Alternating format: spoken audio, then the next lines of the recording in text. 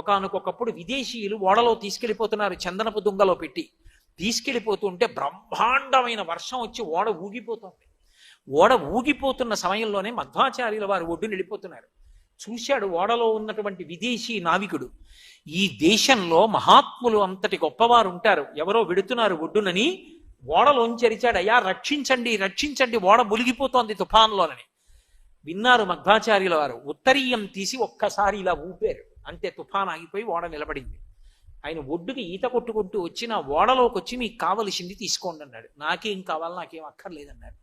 ఏదో ఒకటి ఒక్కసారి రండి నా ఓడకన్నాడు. వెళ్ళారు. ఆయనకు ఆ చందనపు దొంగ చూడగానే అర్థమైంది, ఇందులో కృష్ణుడు ఉన్నాడు.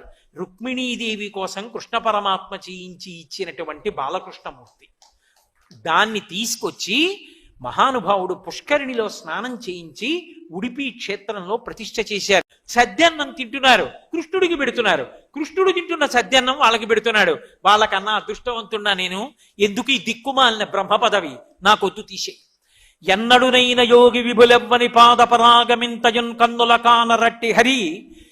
మహానుభావుడు ఆయనతో తిరుగుతున్నటువంటి ఈ గోపాల బాలకులలో ఎవరిదైనా ఒక్కడి పాద రేణువులు నా తల మీద వేసుకునే అదృష్టమి, నాకు ఈ బ్రహ్మపదవి తీసేయి. అహోభాగ్యం అహోభాగ్యం నందగోప వ్రజౌకసాం యన్మిత్రం పరమానందం పూర్ణం బ్రహ్మ సనాతనం అంటాడు యాతుడు మూలంలో.